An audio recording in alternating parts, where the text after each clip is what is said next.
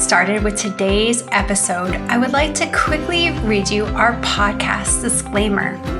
This podcast is for educational purposes only, and it is not to substitute for professional care by a doctor or other qualified medical professional. You should always speak with your physician or other healthcare professionals before doing any fasting, changing your diet in any way, taking or adjusting any medications or supplements, or adopting any treatment plan for a health problem. The use of any other products or services purchased by you as a result of this podcast does not create a healthcare provider-patient relationship between you and any of the experts affiliated with this podcast. Any information and statements regarding dietary supplements have not been evaluated by the Food and Drug Administration and are not intended to diagnose, treat, cure, or prevent any disease. All right, and now we'll get started with today's episode. Welcome back to the Fasting Method podcast. This is Coach Terri Lance, and I'm very excited to be talking about the topic that we're going to cover today, and I'm especially excited to be talking about this with Coach Jamie Cipriani. Jamie, how are you doing today? I'm good. Happy to be here. Thank you for inviting me. Yeah, absolutely. Always excited when I get to talk with you about lots of good things. I think in our community, I always joke, if people think I'm too woo-woo, just wait till they get to talk to Coach Jamie. But you always give another perspective to so many things that I value so much. Oh, thank you. So what Jamie and I wanted to talk about today really has two kind of goals. One is specifically on the content of a book that we're going to discuss. And then the second real goal is the parallel to how this content applies for so many of us. And what I mean by that is we're going to share some information about a book. I had mentioned this on a Monday Mindset episode a while back, but the book is called This Naked Mind, Control Alcohol, Find Freedom, Discover Happiness, and Change Your Life. And the author is Annie Grace. And it's a great book. When I first heard her on a podcast, I was really struck by how much what she was talking about in her journey with alcohol, so many people in our community talk about in their journey with food. So a couple weeks ago, Jamie, I think there was a group meeting in our community where someone was talking about alcohol, and you and I were both in the meeting and we both kind of chimed in, and you brought up this book. So I just wanted to give you a chance to kind of say a little bit about why you wanted to do this episode together and what you kind of hope to have listeners gain from this. Well, I was first really struck by it when you introduced the book on Monday Mindset. It really made me think, not only about how to relate with alcohol, but of course, as you mentioned, being part of this journey and how it relates with food. And there are so many parallels to it. But one thing that really drew me to this book is the way she goes about opening our eyes to the alcohol usage in the United States. That's the only place I'm familiar with. I'm sure it's really quite global. And the glorification of the alcohol use, the media's influence on how we see and use alcohol. It's almost one of those last taboos of addiction that people aren't really talking about because it's so accepted and prevalent and, quite frankly, I dare say, a moneymaker for many companies and parts of America. So I just found it really interesting, her real thought process on it and how to view alcohol, our beliefs about alcohol. And again, it just sparked a lot of parallels to some of our beliefs that we learn about food as well, our culture. Absolutely, Jamie. And so my big goal, I think, with doing this episode is that we touch on the alcohol piece, because for many of us, alcohol is also still playing a role in our health and our relationship with food and some challenges we might be having. And then also to draw that parallel to how we might use some of this book and ways that she kind of teaches us to think to also look at our relationship with problematic food, maybe for some of us, particularly sugar or highly processed foods. So my hope is that if you're listening, you might hear yourself in this episode, whether it's in the part where we're talking about alcohol use, or if it's more when we talk more about the food use. But there's such a parallel here that I hope that people really get some benefit from this. Well, Jamie, one of the things I wanted to say for anyone who has not read this book, and I will admit, I don't have a paper copy of the book. I am an Audible listener, and I check out books from libraries audibly. So I have listened to it twice. But unfortunately, I don't have the pages to go back and highlight and look at in the same way. But I did write down some things. And one of the quotes that she shared early in the book stood out to me. And she said, "The chains of habit are too weak to be felt until they are too strong to be broken." And that was a quote by Samuel Johnson. And I thought it was really interesting. You know, we talk a lot in our community about habits and building habits that we want for our health journey and eliminating habits that are interfering. The repetition, how we build habits. And, you know, the whole point of habits is that they become unconscious. We don't have to think about them. They're automatic. And yet when they become such strong habits, then they're really hard to break. And I thought about that a lot in relation to many of the things she described about our use of alcohol. And then, of course, I tied that for many of us to our use of food. So, Jamie, I feel like with this book and what we want to talk about, there are 1,000 directions we could take. I know. I'm having a hard time even knowing kind of where to start. So let's just kind of put our little mark on the map somewhere and get going from there, and then we'll draw things back. Okay. Should we start with the false beliefs? Yeah. The false beliefs about alcohol? Actually, even before we start about the false beliefs, let's just start with some basic information. We won't go heavy in science or anything, but just some information that we kind of think everyone needs to kind of accept as truth, or none of this is even going to make sense, is alcohol's not good for us. Right. She spends many pages talking about health consequences of it, danger consequences of the effects of it, you know, drunk driving accidents, numbers of deaths related to alcohol, severe physical consequences of drinking, ties to cancer, and not only people who drink a lot, but even 1 or 2 drinks a week can greatly affect rates of cancer, things like that. So I think we're starting with the premise that just understanding it's not good for us.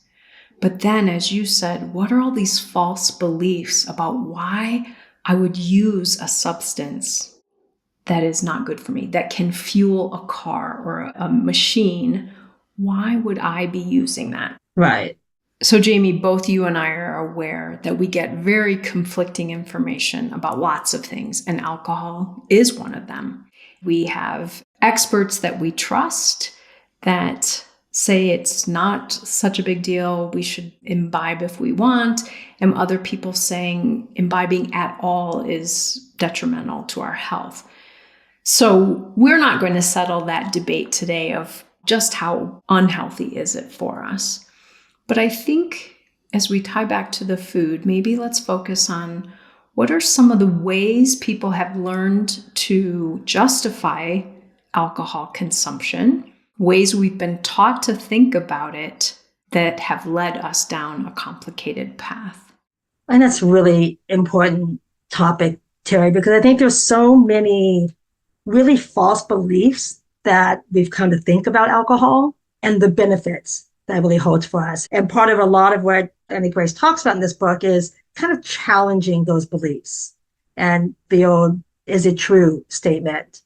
And some of the things that we really are taught from a very young age when we first become aware of something like alcohol are things like it provides enjoyment. You know, it brings families together. I know for me growing up, I grew up in the 70s predominantly.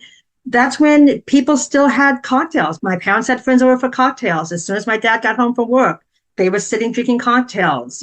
My brother and I would be there in that. It was like the social family time, somewhat around the cocktail hour. So that leaves that belief of when you're young that, oh, that's what you do. That's how you connect.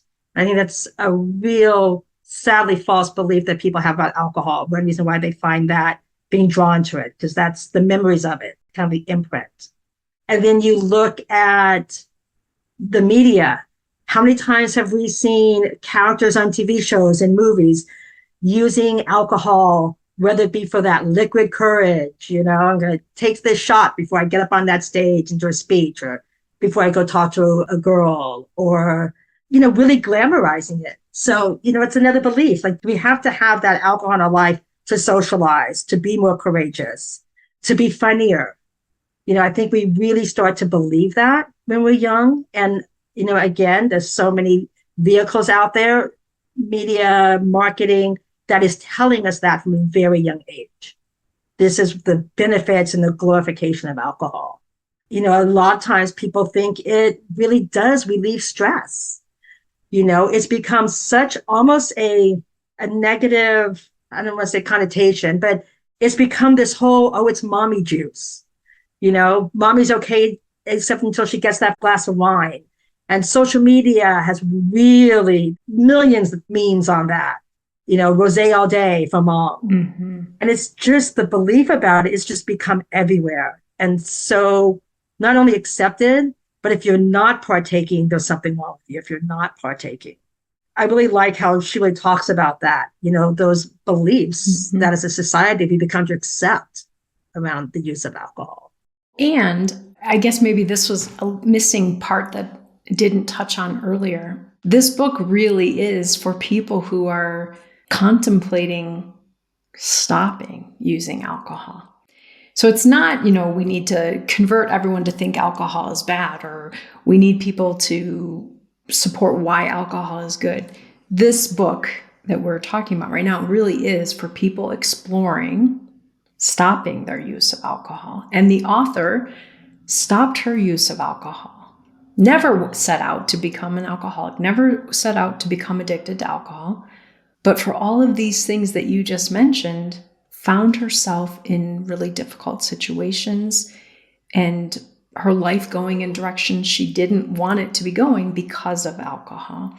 So I love that you just highlighted these things, because these are the reasons why people come up with such conflicted feelings about stopping alcohol.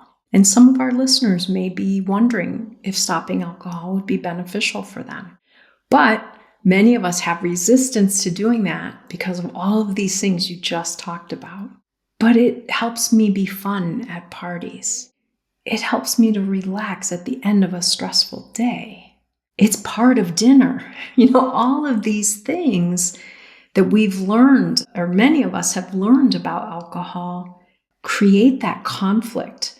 And really, around alcohol, and then as we talk about food, I think this is the gist of it for most of us, is we have an internal conflict.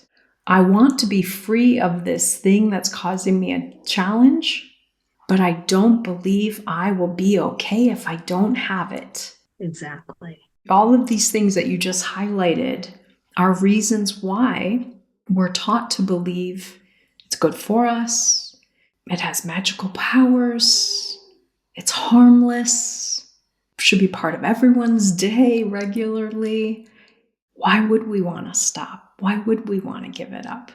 So again, going back to what I had said earlier, many of us want to give it up or want to change our relationship with it because it's taking over. Mm-hmm. We don't sleep well at night because we've been drinking. We're having health consequences. We're having memory issues. We're having kind of obsessive thoughts. Like we can't wait for it to become 2 p.m. where it would be okay to have a drink or something. So we want freedom from those ways in which it feels like it's kind of binding us or taking away from us. But we want that without having to defy any of those things that you just highlighted. Exactly. And that's a really good point. And the way she really goes on to talk about that is the way to overcome that struggle within, so to speak, is to challenge those beliefs. And I think that's one thing that I really do like. And she does really well, not only in the book, but she also has a day by day journal that accompanies the book. She really gives ways that you can challenge those beliefs, by really asking yourself, do I sleep better after I've had a couple of glasses of wine? And I think for most people, when they really explore those kind of questions, they come up against, oh, wait a minute. Maybe this isn't true. Maybe that wine isn't helping me sleep when I'm now awake at 3 a.m. after I've had 2 or 3 glasses of wine before bed, Mm-hmm. Or am I really having that much more fun at the party? Because you wake up the next morning and depending, you may not even remember parts of that party or social event.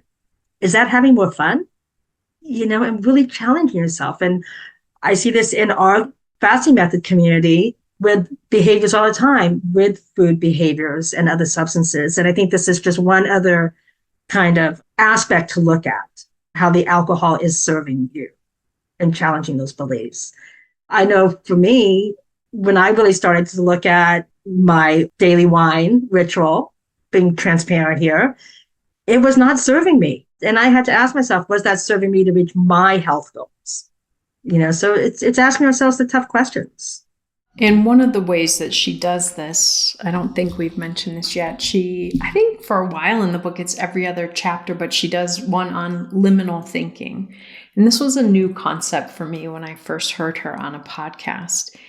I think she pulls from an author named Dave Gray, who wrote a book about liminal thinking. And really, just to simplify it, liminal thinking is kind of a way of finding or creating ways of thinking that allow us to change rather than being stuck in our old beliefs. So if my belief is alcohol helps me be social, that I start to look at other ways. Think about all the times that you engaged socially, Terri, when you weren't having alcohol. Maybe it wasn't the alcohol that was doing it. Maybe you actually have personal skills that you don't give yourself credit for. So it's thinking outside of that limiting belief way that we have kind of felt boxed in. And I don't know if you have another way of thinking about her liminal messaging or... No, that's exactly how I interpreted it as well. And this was also my first introduction to that terminology. But I'm kind of adopting it as something I really love now, working with that liminal thinking, because I think it can be something that you can look at in so many different areas of your life. You can take it to we're talking now specifically about, alcohol, maybe later the food. And you can really, it's tangible. Something you can really look at, well, this is my belief. Now, how do I change that belief? And I think it gives a real good action step for moving forward and releasing yourself from some of these, I don't know if you want to call them habits or behaviors, maybe correcting some of these behaviors that we've fallen into. Mm-hmm. Well, I think, Jamie, the way you just talked about that, you're moving me toward thinking about another concept that she talks about in this book. It's a concept that I talk about fairly frequently in our community. And that is, and again, folks, we're jumping around here a little bit, just having our discussion, and that is the concept of cognitive dissonance. So when I have a goal, like I don't want to be passed out at parties anymore. Maybe I need to change my relationship with alcohol. So I have this goal or this need or want, but it's in direct conflict with another belief, like I won't have any fun if I don't have alcohol. So the challenge is we experience emotional or psychological tension or stress when we hold two contradictory values or ideas or beliefs, things that we want to achieve. So if I want to get rid of alcohol because it's causing me all kinds of problems, but I believe life is going to be just sucky without alcohol, that creates a lot of tension. And I think she does a great job in this book of really highlighting that throughout the whole thing. I agree. This internal conflict. And basically, the way I first learned about cognitive dissonance in grad school, and then have some examples from when I was a teacher, but when we have two conflicting views or beliefs or a behavior and a belief, we have to change one. She goes through an example. She actually used a food example for this. So I loved this for our community. And she said, let's say it's a celebration at work. And so the admin staff brings in cookies. You have just decided, I want to lose 50 pounds, so I'm not eating cookies anymore. Oh my gosh, now I have cognitive dissonance because there the cookies are. And it's part of the celebration and everyone else is eating them. And they look like they're really good cookies. But I want to lose 50 pounds. And I know that eating cookies interferes with me losing 50 pounds. This is cognitive dissonance. So I have to change one of those things. Mm-hmm. And she talked about sometimes we change the belief to justify the behavior. And we might say, well, you know what? Cookies aren't really that bad. And if I only eat one, it won't really matter. So we get to keep both. We keep our goal and we keep the behavior. But we're not going to make it to our goal by keeping the behavior. We might change the behavior. We might say, you know what? I'm not going to eat those cookies. I'm not going to walk near her desk. I'm not going to talk with anyone while they're eating those cookies. We might add a new behavior and say, well, you know what? It's going to be okay. I'm going to eat the cookies, but I'm going to go to the gym afterward. That way I can justify eating the cookies and think I'm still reaching my goal. Or we just deny that there's really a conflict, but we experience that internal tension. And so I think so much of, her book on her journey with alcohol and encouraging other people and exploring their journey. And then what you and I think about as far as some of us changing our relationship with food, there's a lot of cognitive dissonance in making decisions about that. We have a goal. I want to reverse my diabetes. I want to lose 120 pounds. And I want to do that without changing what I'm eating or letting go of foods that are in the way. And if you could figure out a way for us to do that.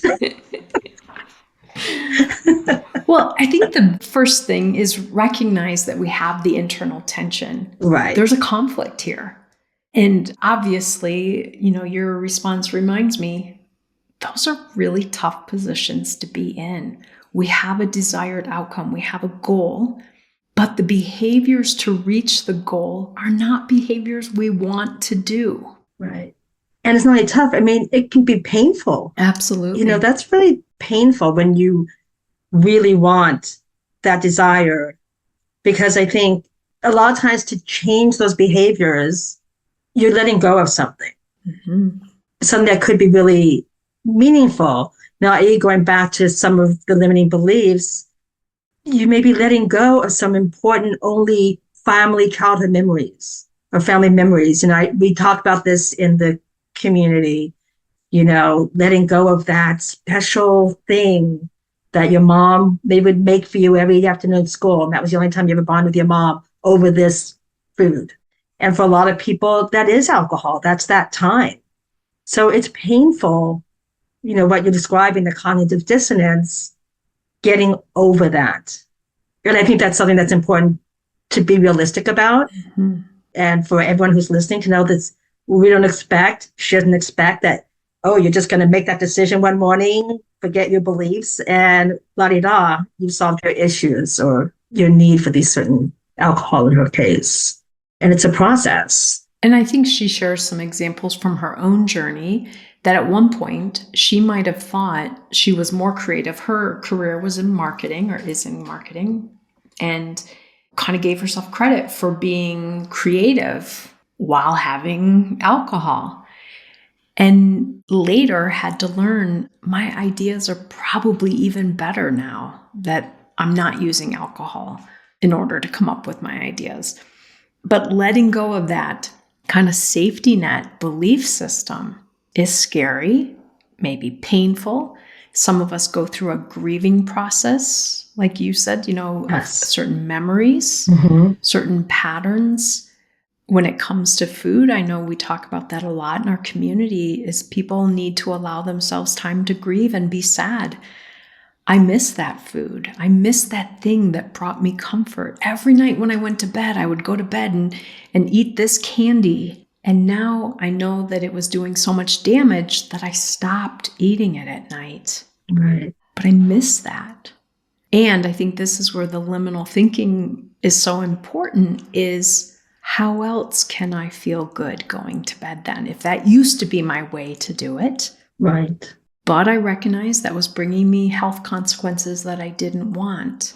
How else can I go to bed? Maybe I need to meditate before I go to bed and get into that connected place and feel good closing out my day, rather than doing it with Reese's peanut butter cups. Exactly. Yeah. And I think that, going back kind of like we started with, I think that practice and talks about using those liminal beliefs, really going through those steps so people can really look at them and identify if that's not true. And you can correct me because I know this was very much part of your career, things like cognitive dissonance and working with clients with that. If you can change that belief, it kind of resolves, I would think, if I'm not mistaken, that turmoil and that kind of dissonance that you're dealing with. Yeah. Ideally, that's what has to happen. And let's use the example of a belief and a behavior that are incongruent. Mm-hmm. I have to change one. And in these examples, I really think you're highlighting, I need to change the underlying belief so that the behavior, the new habit, the healthier behavior that I want to build does not feel incongruent any longer. Yes. We want to feel congruence. Our brain's going to work much better when we have congruence. And so learning that for many of us, changing the underlying beliefs is going to help facilitate better behavior change, better habit building. Because we can't change a behavior if putting in this new behavior conflicts with our beliefs, or if getting rid of a behavior conflicts with our beliefs. It's not going to happen. Right. So we have to work on, for many of these things, changing that core belief. And I think for some of us also connecting different pairings of things. So for example, with the alcohol, if alcohol was paired with social times in your family, how else can you imagine spending social time with people? Yeah, I mean, things that now I'll do with my kids, my family, go on a hike, just doing different things that are not related to alcohol and the eating. Mm-hmm. We'll plan to play games or something else that we can do with our day. Mm-hmm. Last Mother's Day, that's exactly what we did. I didn't want it just based around the big brunch with the bottomless mimosas and the bottomless buffet food. So we went on a beautiful hike, instead. And then we went, instead of going to the restaurant with all of that, we went back to one of my kids' houses and made a healthy meal with things that we could focus and nourish ourselves with. That wasn't just based on that. It was being with people. Yeah. So again, you change, and I think of it, not just change the beliefs, but you change the values, what you were actually seeking. Mother's Day is not about the mimosas and the waffles. Mother's Day is about being with your kids and celebrating love and connection. How else can we do that then if we don't have those bottomless mimosas and waffles? We do this with a different activity where we focus on each other, where we focus on conversation and laughter. Exactly. And one of the big things with a belief about alcohol really is that whole social event, going out to dinners. I've read, and I think it was somewhere in the book, so I mentioned that they didn't even want to go out to dinner anymore if they couldn't have drink. Mm-hmm. It just didn't even mean the same thing. And I find that really fascinating because also knowing in our community, that's a real, going to social events is also a real issue around the food because Mm-hmm. that you think that's what it's all about. And just to highlight what you're saying, if you can change that mindset and belief that that's so not what it's about. It's about being there and having fun. And we had fun as we were kids. We would, we'd go out with our friends way before alcohol or foods were in our lives, and we just went out and had fun with our friends. I think I have to bring this in because who would I be if I wasn't? I think that's a little bit also about when you're making that change, thinking about being present in those social situations. The importance is being present. This woman I follow who is a meditation teacher, she taught me the most beautiful practice of that. And I think it's something that we could all think about, not only with the food, but with what we do with alcohol, is go into situations thinking about, what if this were the very last time? What if it's the last time that you're going to see someone, or that you're going to have this time together? And not from a morbid standpoint, but a standpoint of being really present. Mm-hmm. So you have that memory. A lot of times, obviously, when you're drinking alcohol at those occasions, you can get a little blurry. Are you really remembering it and being present? Sugar and some foods can do the exact same response in those situations. And after I read that and having looked at this book, again, I was at brunch with the kids on my daughter's birthday a few months ago. And this generation is very different about alcohol too. None of my kids really drink much. It was a brunch. No one ordered alcohol. Past life, my family, everyone would have had tons of alcohol. They all kind of follow the path now of this eating, the way we fasting method. So everything was healthy food on the table. And I sat back and really became present and looked around, seeing my adult kids laughing with their partners. And I took that moment to think to myself, this is amazing. What if this is the last time I could have this moment? I want to absorb every moment of it and not be dulled by whether it's a food substance or an alcohol substance. I just think that concept, if you take that into more of your interactions, for me, it kind of helps with that wanting the numbing and dulling. Let's be real, sugar, alcohol, they both numb and dull at times. So kind of thinking about, I just want to be present, enjoy this moment. I love this. And you said it even better than I would have said it. I would add one part to it. I think both alcohol or sugar or highly processed food also can serve as distractions. I know for me, when I'm thinking about, oh, there's another piece of cake over there. Should I get it now? Would anyone notice if I went and had more? Oh, should I? How's my blood sugar going to be? I'm thinking all of these things. I'm not very present. I'm not able to really pay attention to the laughter and the being connected with the people there, because I'm on this different plane focusing on the sugar or the highly processed food. For me, it's not alcohol, but there would have been times in my life where that would have been a distraction for me. And so, as you said, it dulls, it numbs, it distracts.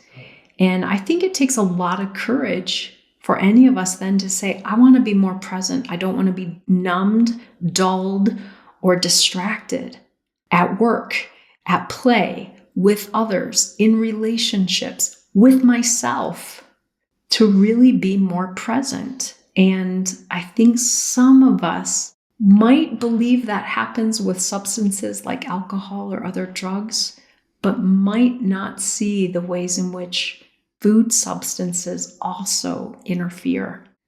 This leads me to another point in the book that I found fascinating. She talked about spontaneous sobriety. She used her dad as an example, and I think she kind of said growing up, she didn't even realize he ever had an issue with alcohol, but he had been drinking quite heavily. And the way she described spontaneous sobriety is people who stop without a typical intervention. You know, they don't go to AA or they don't go to a treatment facility or whatnot. And the statistics on it are very interesting, that people actually do better with spontaneous sobriety than even in a traditional alcohol recovery approach. But one of the things she said about her dad, and I happened to be listening to this book for the second time this weekend while flying on a plane. I was over the mountains, I think it was probably around the Sierra Nevadas, looking down, and I was listening to this book, and I heard her say his words were, well, I got to the point where I realized it just really wasn't doing anything good for me. And I had this kind of epiphany feeling in my body, because I often debate, where am I with sugar and how do I have that in my life or not? I kept saying it in my head then. What positive things is sugar bringing me? And of course, going back to all of this piece with alcohol, I started thinking like, oh yeah, but it's nice when you're at this kind of gathering and everyone's having dessert, you get to have dessert too. Or, just every once in a while when you're at the store and you just want to get some sugar and it feels so good. But I kept thinking, are those actual positive things for me? Right. And are the small degree of positivity that brings me worth the consequences?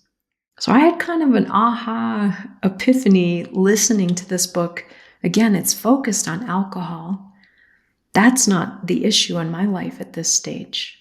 But it made me really keep thinking about my relationship with food, and particularly my relationship with sugar. All kinds of damage that it is doing and can do.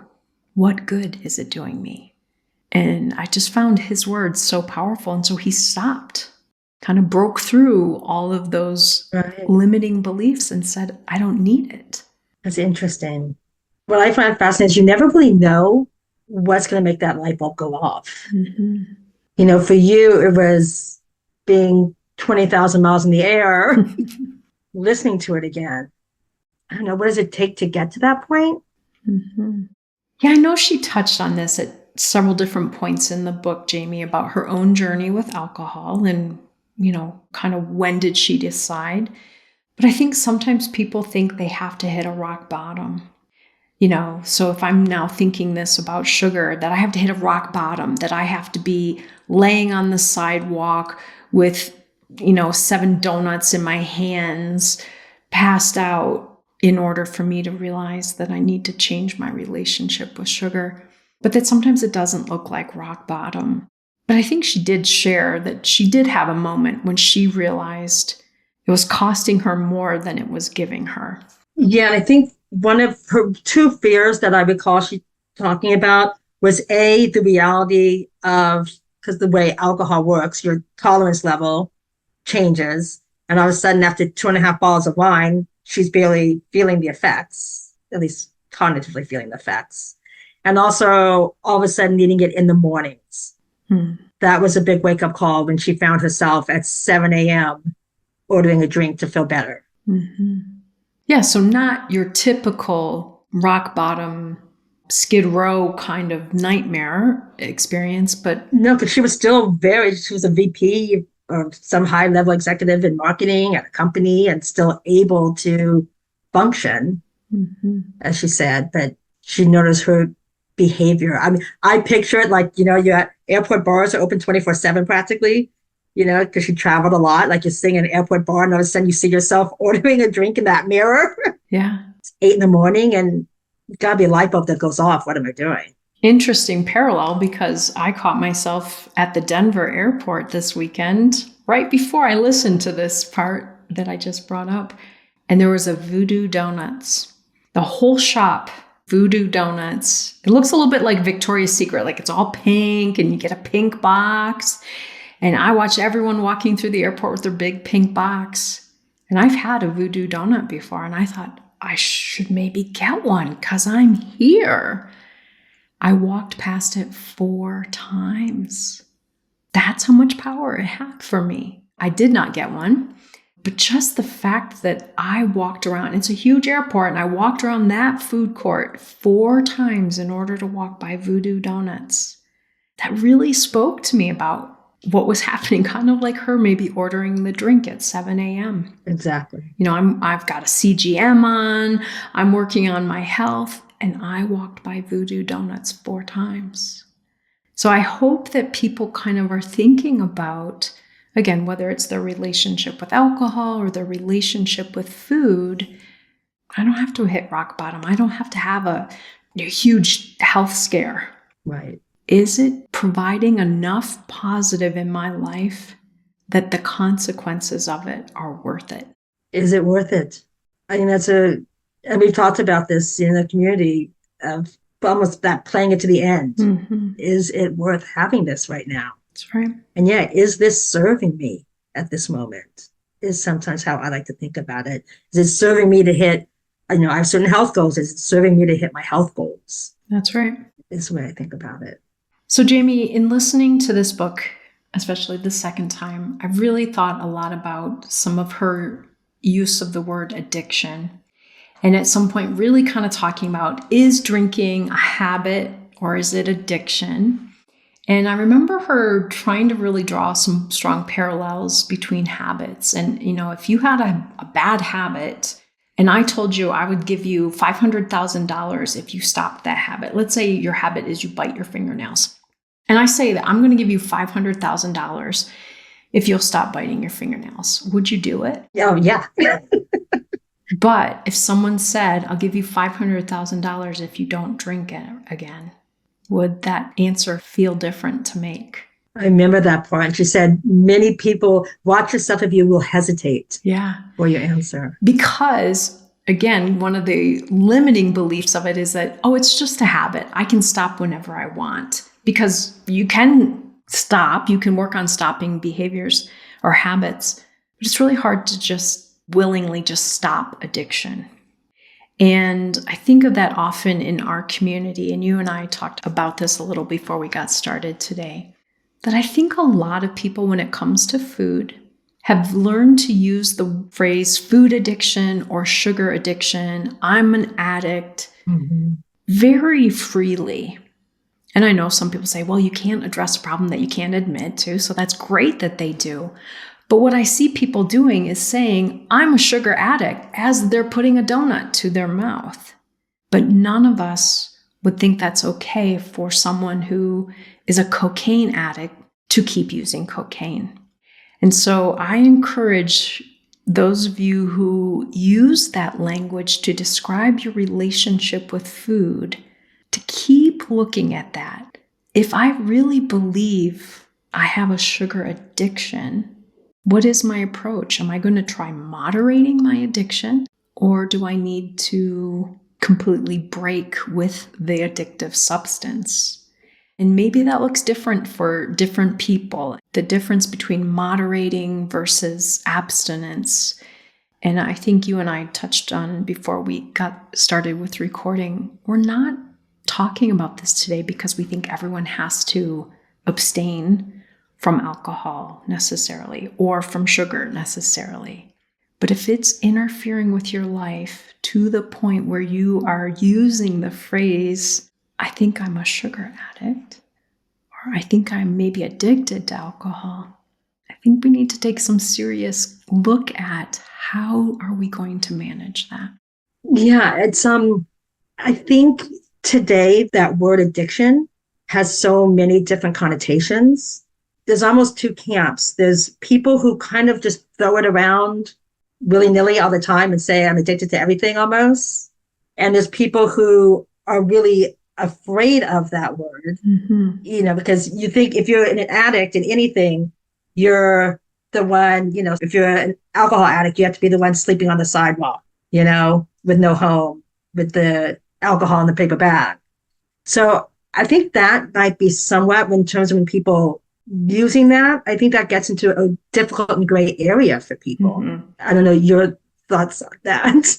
I'm just so appreciative that you said that, because I was totally forgetting the flip side of it is that so many of us avoid seriously looking at our relationship with a substance because we don't see ourselves or want to see ourselves in that stereotype of how we think of an addict. And I think she covers that really well in the book about one of our ways of justifying our use of alcohol is we keep separating ourselves out from that kind of worst picture that we could imagine of what someone who is addicted to alcohol is doing, what their life looks like. And because she was still a high-powered executive, clearly she wasn't an addict. Exactly. But looking at it more honestly really helped her. And I think that's true for many of us with food too. I think going back to my own example with sugar, I keep thinking, you know what? I don't really have addiction to sugar because I go 30 days at a time without it. I'm okay. But the fact that I keep coming back to it, and she talks a lot about that in kind of the pattern of addiction too, is that the more you move away from a substance, whether it's alcohol or sugar or cocaine, the less it's affecting you. But as soon as you go back to it, the response is there. And other terms that we didn't even touch on today, Jamie, that I think we could talk about for 6 more hours: hedonistic adaptation, the idea that it feels really good at first, but then we go right back to our same state. So that's why we use more. That happens for us. All kinds of issues with addictive substances. So I just really want to invite people to think about that from this episode. Where are you in your relationship with alcohol? Where are you in your relationship with food, particularly problematic foods for you? And might you be open to something where you change that relationship, whatever that looks like?